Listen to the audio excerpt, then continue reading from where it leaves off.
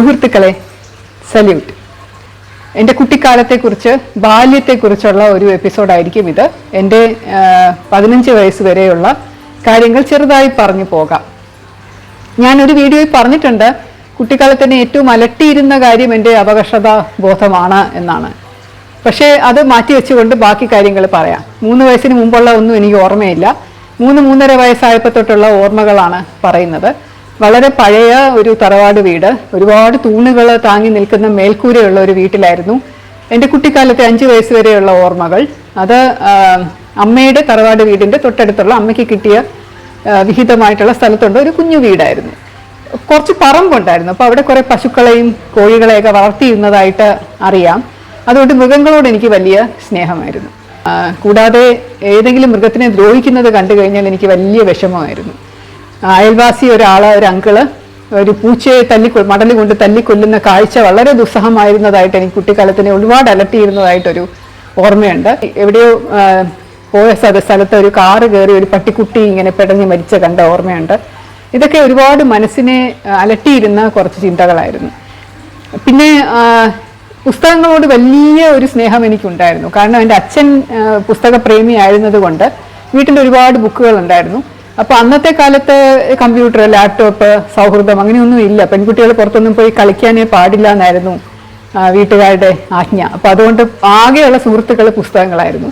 ചേച്ചിമാർ 2 പേരും രാവിലെ എണീറ്റ് സ്കൂളിൽ പോകും യൂണിഫോമൊക്കെ ഇട്ട്. അപ്പോൾ എനിക്ക് വലിയ വിഷമമായിരുന്നു സ്കൂളിൽ പോകാൻ പറ്റാത്തത് കൊണ്ട്.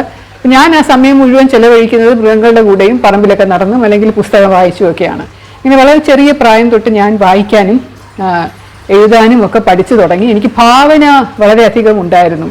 അതുകൊണ്ട് എപ്പോഴും ഞാനിങ്ങനെ പല കാര്യങ്ങളിങ്ങനെ ചിന്തിച്ച് അങ്ങനെ നടക്കുന്ന ഒരു സ്വഭാവം എനിക്കുണ്ടായിരുന്നു. കുറച്ചും കൂടെ കഴിഞ്ഞപ്പോൾ ഈ വീട് അച്ഛൻ്റെ തറവാട് സ്ഥലത്തിൻ്റെ അടുത്തായിട്ട് അച്ഛന് കിട്ടിയ സ്ഥലത്തൊരു വീട് വെച്ച് അങ്ങോട്ടേക്ക് മാറി. പക്ഷെ അതിനു മുമ്പ് തന്നെ എന്നെ ഒരു സ്കൂളിൽ ചേർത്തിട്ടുണ്ടായിരുന്നു. അമ്മയുടെ വീടിൻ്റെ അടുത്തായിട്ടുണ്ടായിരുന്ന മോഡൽ സ്കൂള് എന്ന് പറയുന്ന തക്കിയായിട്ടുള്ള മോഡൽ സ്കൂളിലായിരുന്നു. അത് ആൺകുട്ടികളുടെ സ്കൂളാണ്. പക്ഷെ അവിടെയാണ് എന്നെ നഴ്സറിയിൽ കൊണ്ട് ചേർത്തത്. അപ്പോൾ നഴ്സറിയിലും 1-ാം ക്ലാസ്സിൻ്റെ ആദ്യത്തെ കുറച്ച് ദിവസങ്ങളും ഞാൻ അവിടെ പഠിച്ചിട്ടുണ്ട്. നഴ്സറിയിലും വീട്ടിലെ പോലെ തന്നെ ഞാൻ ഭയങ്കര കുസൃതിയായിരുന്നു എന്നാണ് പറയാറുള്ളത് എല്ലാവരും. പക്ഷെ എന്നാലും ഞാൻ എല്ലാത്തിനും ചാടിക്കയറി പങ്കെടുക്കും. ഒരു പാട്ട് പാടിയത് ഓർമ്മയുണ്ട്. ഏതോ നല്ല പാട്ടൊക്കെ ടീച്ചർ പഠിപ്പിച്ച് തന്നിട്ട് സ്റ്റേജിൽ കയറി വേറെ ഏതോ പാട്ട് പാടിയതും പിന്നെ കുറേ നാടകങ്ങളിലും കുറേ കളികളിലും ഒക്കെ പങ്കെടുത്തതായിട്ട് ഓർമ്മയുണ്ട്. ടീച്ചർമാർ പറയുന്നതൊന്നും കേൾക്കില്ല. ഉച്ചയ്ക്ക് അവിടെ വിരിച്ച് കിടന്ന് ഉറങ്ങാൻ പറഞ്ഞാൽ ഉറങ്ങാതെ ഞാൻ അവിടെ നടന്ന് എല്ലാവരെയും ശല്യപ്പെടുത്തിക്കൊണ്ടിരിക്കും. പാല് കുടിക്കാൻ തന്നു കഴിഞ്ഞാൽ തട്ടിയിടും. അങ്ങനെയുള്ള ഒരു കുസൃതിയായിരുന്നു എന്നൊക്കെ എനിക്ക് തന്നെ ചെറുതായിട്ട് ഓർമ്മയുണ്ട്. അപ്പോൾ അന്ന് നഴ്സറിയിൽ എൻ്റെ കൂടെ പഠിച്ചിരുന്ന കുട്ടി, എനിക്ക് വളരെ ഇഷ്ടമുള്ള ഒരു കുട്ടി, വളരെ എപ്പോഴും ശല്യപ്പെടുത്തിക്കൊണ്ടിരുന്ന ഒരു കുട്ടി ഉണ്ടായിരുന്നു. ആൺകുട്ടിയാണ്. ഉണ്ണി എന്നായിരുന്നു വിളിച്ചിരുന്നത് വീട്ടിലേക്ക്. എൻ്റെ അച്ഛൻ്റെ ഒരു സഹപ്രവർത്തകരുടെ മോനാണ്. അപ്പോൾ ഉണ്ണിയാണ് പിന്നീട് വലുതായപ്പോൾ എൻ്റെ ജീവിത പങ്കാളിയായത്, ഡോക്ടർ സേതുനാഥ്. അങ്ങനെ 4 വയസ്സ് തൊട്ടുള്ള ഞങ്ങളുടെ പരിചയമാണ് ഇപ്പോഴും നിലനിൽക്കുന്നത്. 5 വയസ്സായപ്പോൾ അച്ഛൻ വീട് വെച്ച് ഞങ്ങൾ വേറൊരു സ്ഥലത്ത് വന്നപ്പോൾ മോഡൽ സ്കൂളിൽ നിന്ന് മാറി എന്നെ കോട്ടൺ ഹിൽ സ്കൂളിൽ ചേർത്തു. കോട്ടൺ സ്കൂളിൽ 4-ാം ക്ലാസ് വരെ ഞാൻ മലയാളം മീഡിയത്തിലാണ് പഠിച്ചത്. കാരണം അതേ ഉള്ളൂ അവിടെ. അപ്പോൾ വീടിൻ്റെ അടുത്തായതുകൊണ്ട് അവിടെ പഠിച്ചു. 5-ാം ക്ലാസ് മുതലേ അവിടെ ഇംഗ്ലീഷ് മീഡിയം ഉള്ളൂ. 5-ാം ക്ലാസ്സിൽ ഇംഗ്ലീഷ് മീഡിയത്തിൽ ചേർക്കുകയും ചെയ്തു. 4-ാം ക്ലാസ് വരെ നല്ല ഓർമ്മകളാണ്. ടീച്ചർമാർക്ക് ഇഷ്ടമായിരുന്നു, എല്ലാവർക്കും ഇഷ്ടമായിരുന്നു, ഒരുപാട് ഫ്രണ്ട്സ് ഉണ്ടായിരുന്നു. അങ്ങനെ 5-ാം ക്ലാസ് ആയപ്പോഴേക്കും ഇംഗ്ലീഷ് മീഡിയം എടുത്ത് പഠിച്ചത് കൊണ്ട് കുറച്ച് ബുദ്ധിമുട്ട് എനിക്ക് അനുഭവപ്പെടേണ്ടി വന്നു. കാരണം കാർമൽ സ്കൂളിൽ നിന്നൊക്കെ വന്ന കുട്ടികളൊക്കെ ഭയങ്കര നല്ലതായിട്ട് ഇംഗ്ലീഷ് കൈകാര്യം ചെയ്യുമ്പോൾ എനിക്ക് കുറച്ച് ബുദ്ധിമുട്ടായിട്ട് തോന്നിയിരുന്നു, പ്രത്യേകിച്ചും കണക്ക്. അപ്പോൾ കണക്ക് ടീച്ചറിൻ്റെ ഇഷ്ടംപോലെ അടി ഞാൻ കൊണ്ടിട്ടുണ്ട്. അങ്ങനെയാണ് കണക്കിൽ എനിക്ക് വലിയ ഒരു വെറുപ്പാണ്. ഇപ്പോഴും കണക്കെന്ന് പറയുന്ന വിഷയമേ ഒരു വെറുപ്പാണ്. അപ്പോൾ ടീച്ചർമാർ പഠിപ്പിക്കുന്നതനുസരിച്ചായിരിക്കും കുട്ടികൾക്ക് പലപ്പോഴും വിഷയത്തിനോട് താല്പര്യം തോന്നുക. വളരെ മോശമായിട്ട് കുട്ടികളെ ഉപദ്രവിച്ചുകൊണ്ട് പഠിപ്പിക്കുന്ന വിഷയങ്ങളൊന്നും കുട്ടികൾക്ക് ഇഷ്ടമാവാൻ യാതൊരു ചാൻസും ഇല്ല. ഈ കണക്ക് ടീച്ചറിന് എന്നോട് വലിയ വിരോധം ഉണ്ടായിരുന്നത് കൊണ്ടായിരിക്കണം എന്നെ എപ്പോഴും ഉപദ്രവിക്കാനും പിച്ചാനും തല്ലാനും അവർക്ക് വലിയ താല്പര്യമായിരുന്നു. പിന്നെ ഒരുപാട് ഇമ്പോസിഷൻ എഴുതിക്കുകയായിരുന്നു. 6ന്റെ പട്ടിക 300 പ്രാവശ്യം, 7ന്റെ പട്ടിക 500 പ്രാവശ്യം എന്നൊക്കെ പറഞ്ഞ് എഴുതിക്കൊണ്ട് വരാൻ നമുക്ക് പറ്റില്ല. അപ്പോൾ തിരിച്ചു പോകുമ്പോൾ അടിയും ബഹളമൊക്കെ ആയിരുന്നു. ഇപ്പോഴും കണക്കിനോട് എനിക്ക് വലിയ വിരോധം ആണ്. എൻ്റെ മകൻ അതുപോലെ ഹിന്ദി ഇഷ്ടപ്പെടാത്ത കാരണം ഹിന്ദിയുടെ പഠിപ്പിച്ചിരുന്ന സാറ് വളരെ ദുഷ്ടനായിരുന്നതുകൊണ്ടാണെന്ന് അവൻ പറയാറുണ്ട്. എന്തായാലും അത് കഴിഞ്ഞ് ഞാൻ 8-ാം ക്ലാസ് ഒക്കെ ആയപ്പോഴും വളരെ വളരെ ബുദ്ധിമുട്ടിയാണ് പഠിച്ച്. എല്ലാ വിഷയത്തിനും നല്ല മാർക്കൊന്നും കിട്ടില്ല. ഭാഷയായിരുന്നു ഏറ്റവും നല്ല വിഷയം. ഇംഗ്ലീഷിനും മലയാളത്തിനും 100% വരെ മാർക്ക് കിട്ടുമ്പോൾ ബാക്കി എല്ലാത്തിനും ശരാശരി മാർക്കൊക്കെ കിട്ടിയാണ് വന്നത്. എൻ്റെ 10ാം ക്ലാസ്സിൽ 15ാം വയസ്സിൽ 10ാം ക്ലാസ്സിലെ പരീക്ഷ കഴിയുമ്പോൾ എനിക്ക് ഫസ്റ്റ് ക്ലാസ് ഇല്ലായിരുന്നു. ഫസ്റ്റ് ക്ലാസ്സിനേക്കാളും കുറഞ്ഞ മാർക്കാണ് എനിക്ക് കിട്ടിയിരുന്നത്. അപ്പോൾ അത്രയ്ക്ക് ഉഴപ്പിയായിരുന്നു ഞാൻ പഠിത്തത്തിൽ. അപ്പോൾ അതുകൊണ്ട് തന്നെ വീട്ടിലും ആ ഒരു തരത്തിലുള്ള ട്രീറ്റ്മെൻറ്റാണ്. ചേച്ചിമാരൊക്കെ പഠിപ്പിസ്റ്റുകളാണ്, വലിയ മിടുക്കിയാണ്. മൂത്ത ചേച്ചിക്ക് കണക്കിൽ 100-120 മാർക്കൊക്കെ ചിലപ്പോൾ വാങ്ങിച്ചുകൊണ്ട് വരും. കാരണം ഈ ഓപ്ഷൻസ് ഉള്ളതെല്ലാം ചെയ്യുന്നത് കൊണ്ട്. രണ്ടാമത്തെ ചേച്ചിയും അതുപോലെ മിടുക്കിയായിരുന്നു. പക്ഷെ ഞാൻ വളരെ പിന്നോട്ടായിരുന്നു പഠിക്കാനായിട്ട്. എനിക്ക് 11 വയസ്സാവുമ്പോഴാണ് അച്ഛൻ്റെയും അമ്മയുടെ ഏറ്റവും വലിയൊരു ആഗ്രഹമായിരുന്ന ഒരു മകൻ അവർക്കുണ്ടാകുന്നത്.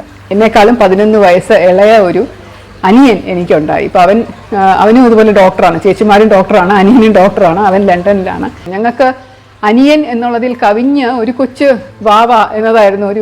നല്ലൊരു ഒരു മോനെ പോലെയാണ് ഞങ്ങൾക്കും തോന്നിയിരുന്നത് ആ സമയത്ത്. അത്രയ്ക്ക് പ്രായ വ്യത്യാസം ഞങ്ങൾ തമ്മിൽ ഉണ്ടായിരുന്നത് കൊണ്ട്. ചേച്ചിമാർക്കും അതുപോലെയാണ്. എൻ്റെ മൂത്ത ചേച്ചി എന്നെക്കാളും 4 വയസ്സിന് മൂപ്പും എൻ്റെ രണ്ടാമത്തെ ചേച്ചി എന്നെക്കാളും 3 വയസ്സിന് മൂപ്പുള്ളതുമായിരുന്നു. ഈ 15 വയസ്സ് വരെയുള്ള എൻ്റെ ഏറ്റവും വലിയ സുഹൃത്തുക്കൾ പുസ്തകങ്ങളാണെന്ന് ഞാൻ പറഞ്ഞിരുന്നല്ലോ. ആദ്യമായി ഞാൻ വായിച്ചു തുടങ്ങിയത് പൂമ്പാറ്റ എന്ന് പറയുന്ന കുട്ടികളുടെ ചെറിയ മാസികയുണ്ടായിരുന്നു. ആ മാസികയായിരുന്നു. അന്ന് ബാലരമ ഇല്ലായിരുന്നു എന്ന് തോന്നുന്നു. പൂമ്പാറ്റ വളരെ വളരെ ഇഷ്ടമായിട്ട് വായിക്കുമായിരുന്നു. പിന്നെ ബാലസാഹിത്യ ഇൻസ്റ്റിറ്റ്യൂട്ട് ഓണത്തിന് എല്ലാ ഓണത്തിനും വർഷം തോറും ഒരു സമ്മാന പെട്ടി എന്ന് പറഞ്ഞുകൊണ്ടൊരു ബുക്ക് പോലെ ഒരു പുസ്തകങ്ങളുടെ ഒരു പെട്ടി ഇറക്കുമായിരുന്നു. 10 പുസ്തകങ്ങൾ അതിനകത്തുണ്ടായിരുന്നു. അതിനകത്ത് കഥകൾ, കവിതകൾ, ചിത്രങ്ങൾ, അങ്ങനെ തുടങ്ങി പല പല നല്ല നല്ല കാര്യങ്ങളുണ്ടായിരുന്നു. അപ്പോൾ ആ സമ്മാന പെട്ടി അച്ഛൻ വാങ്ങി വീട്ടിൽ കൊണ്ടുവരുമ്പോൾ ഭയങ്കര സന്തോഷമായിരുന്നു എനിക്ക്. ചേച്ചിമാരും ഞങ്ങൾക്ക് എല്ലാവർക്കും കൂടെ ചേർന്നാണ്. പക്ഷേ പുസ്തകങ്ങളായിരുന്നു ഏറ്റവും നല്ലൊരു ഗിഫ്റ്റായിട്ട് എനിക്ക് പലപ്പോഴും തോന്നിയിട്ടുള്ളത്. അല്ലാതെ വലിയ കളിപ്പാട്ടങ്ങളൊന്നും ജീവിതത്തിൽ ഉണ്ടായിരുന്നില്ല. അച്ഛൻ പലപ്പോഴും പുറത്തായിരുന്നു ജോലി ചെയ്തിരുന്നത്.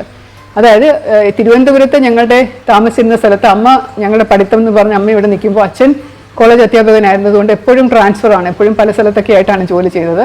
ഞാൻ തീരെ ചെറുപ്പം വരുന്നപ്പോൾ അച്ഛൻ ആർട്സ് കോളേജിൽ ലെക്ചററായിട്ട് ജോലി ചെയ്തിട്ടുണ്ട്. അതിനുശേഷം റിട്ടയർമെൻറ്റിൻ്റെ അടുത്താണ് അച്ഛൻ വീണ്ടും തിരുവനന്തപുരത്തേക്ക് വരുന്നതെന്നാണ് എനിക്ക് തോന്നുന്നത്. അല്ല, അതിനിടയ്ക്കൊക്കെ ഉള്ള ഒരുപാട് കാലയളവ് അച്ഛൻ പുറത്ത് വടക്കൻ കേരളത്തിലൊക്കെ ആയിരുന്നു കൂടുതലും ജോലി ചെയ്തിരുന്നത്. അതുകൊണ്ട് അമ്മയായിരുന്നു കൂടുതൽ വീട്ടിൽ. അമ്മയ്ക്ക് കുറച്ച് മുൻകോപം കൂടുതലായിരുന്നു. അതുകൊണ്ട് പെട്ടെന്ന് ദേഷ്യം വരും. ഒരുപാട് അടിയും പിച്ചും നുള്ളുമൊക്കെ കൊണ്ടിട്ടുണ്ട്. അത് കുസൃതി കാണിച്ചത് കൊണ്ടായിരിക്കണം. കുട്ടികൾ ജനിക്കുമ്പോൾ തന്നെ ജാതകം എഴുതിക്കാറുണ്ടല്ലോ. അപ്പോൾ എൻ്റെ ജാതകത്തിനകത്ത് എഴുതിയിരുന്നു ഞാൻ പ്രശസ്തയായ ഒരു ഭിഷഗ്വരയായി മാറും എന്ന്. ഭിഷഗ്വര എന്ന് പറഞ്ഞാൽ ഡോക്ടർ. അപ്പോൾ വീട്ടിലെല്ലാവരും പറഞ്ഞുകൊണ്ടിരുന്നത് ഞാൻ വലുതാവുമ്പോൾ ഡോക്ടറാവും എന്നാണ്. അങ്ങനെ എന്നെ ലേഖ ഡോക്ടർ എന്നൊക്കെ ആയിരുന്നു വീട്ടിലെല്ലാവരും ഇങ്ങനെ കളിയാക്കിയാണെങ്കിലും വിളിച്ചുകൊണ്ടിരുന്നത്. സത്യം പറഞ്ഞു കഴിഞ്ഞാൽ എൻ്റെ ചേച്ചിമാർ രണ്ടുപേരും അനിയനും ഡോക്ടറായപ്പോൾ ഞാൻ മാത്രം ഡോക്ടർ ആയില്ല. അപ്പോൾ ജാതകങ്ങളുടെ വിശ്വാസ്യത എത്രമാത്രം ഉണ്ടെന്ന് നമ്മൾ ചിന്തിക്കണം. കുട്ടിക്കാലത്ത് എൻ്റെ അമ്മയ്ക്കോ വേറെ ആർക്കെങ്കിലും ഒക്കെയോ എന്തെങ്കിലും പരിക്ക് പറ്റിയാൽ, പൊള്ളലോ മുറിവോ എന്തെങ്കിലും പറ്റിയാൽ ലേഖ വിളിക്കും മരുന്ന് വെപ്പിച്ച് തരാമെന്ന് പറഞ്ഞ് എന്നെ കൊണ്ടാണ് ചെയ്യിച്ചുകൊണ്ടിരുന്നത്. കൈപ്പുണ്യം ഉണ്ടെന്നൊക്കെ ചുമ്മാ കളിയാക്കി പറയും.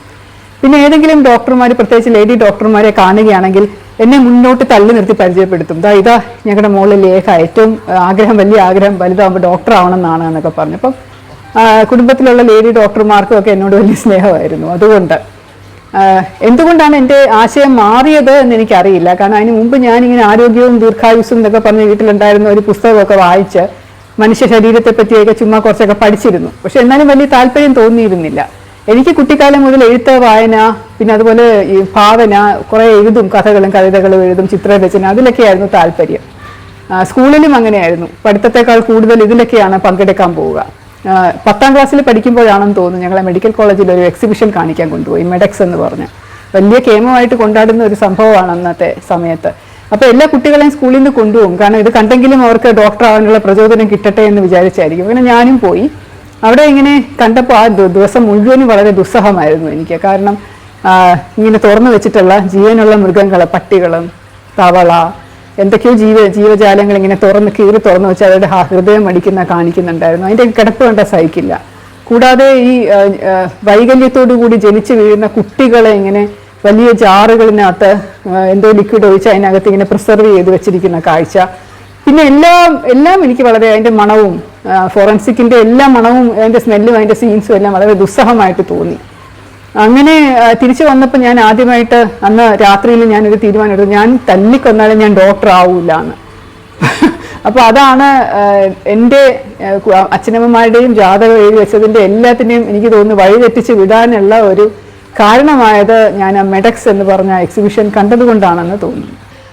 എല്ലാവർക്കും ബാല്യം എന്ന് പറയുന്നത് വളരെ സുന്ദരകരമായിട്ടുള്ള ഓർമ്മകളും വീണ്ടും തിരിച്ചു പോകണം എന്നുള്ള ചിന്തയും വീണ്ടും കിട്ടിയാൽ ഉള്ള വേണം എന്നുള്ളൊരു കൊതിയും ഒക്കെ തോന്നുന്ന ഒരു സാഹചര്യമാണെങ്കിൽ എനിക്കങ്ങനെ ഒരു സാഹചര്യമില്ല. എനിക്ക് ബാല്യം ഒട്ടും നല്ലതായിട്ട് തോന്നിയിട്ടില്ല. ഒരുപാട് ബുദ്ധിമുട്ടുകളുള്ള ബാല്യം പോലെയായിരുന്നു എനിക്ക് പലപ്പോഴും തോന്നിയിട്ടുള്ളത്. ആഗ്രഹിക്കുന്ന ഒന്നും അങ്ങനെ കാര്യമായിട്ട് കിട്ടിയിട്ടില്ല. ഒരു ചോക്ലേറ്റിനോടൊക്കെ വലിയ ഇഷ്ടമായിരുന്നു. അപ്പോൾ ചോക്ലേറ്റ് തന്നെ വീട്ടിൽ വാങ്ങിക്കൊണ്ട് വരുമ്പോൾ ഒരു കാഡ്ബറിയുടെ ബാറ് വാങ്ങിക്കഴിഞ്ഞാൽ അത് ചെറുതായി മുറിച്ച് അതിൻ്റെ ഒരു പങ്കൊക്കെയാണ് പലപ്പോഴും കഴിക്കാൻ കിട്ടുക. ഒട്ടും മതിയാവില്ല. അപ്പോൾ എൻ്റെ കുട്ടിക്കാലത്തെ സ്വപ്നങ്ങളിൽ ഒന്ന് ഇതായിരുന്നു, വലുതായി ഒരു ജോലി കിട്ടി നല്ലപോലെ ശമ്പളമൊക്കെ കിട്ടി തുടങ്ങുമ്പോൾ ഞാൻ ഒരു ലോറി നിറയെ ചോക്ലേറ്റുകൾ വാങ്ങി അതുകൊണ്ട് മെത്ത ഉണ്ടാക്കി അതിൻ്റെ മുകളിൽ കിടന്ന് ഓരോന്നായിട്ട് തൊലിച്ചിങ്ങനെ ഫുള്ളായിട്ട് കഴിച്ചുകൊണ്ടിരിക്കുക എന്നുള്ളത് എൻ്റെ വലിയൊരു ആഗ്രഹമായിരുന്നു അന്നത്തെ കാലത്ത്. ഒരുപാട് ഭാവന ഉണ്ടായിരുന്നത് കൊണ്ട്. അപ്പോൾ അതുകൊണ്ട് ആ കുട്ടിക്കാലത്തിലേക്ക് ആ മടുപ്പിൻ്റെയും അവഗണനയുടെയും ഒക്കെ കുട്ടിക്കാലത്തിലോട്ട് തിരിച്ചു പോകാനായിട്ട് ഞാൻ സ്കൂളിലെ തല്ലും അതൊന്നും എനിക്കിനി വേണ്ട. അതുകൊണ്ട് എനിക്ക് ഇപ്പോഴത്തെ ജീവിതം തന്നെയാണ് ഇഷ്ടം. സസ്നേഹം, ശ്രീലേഖ.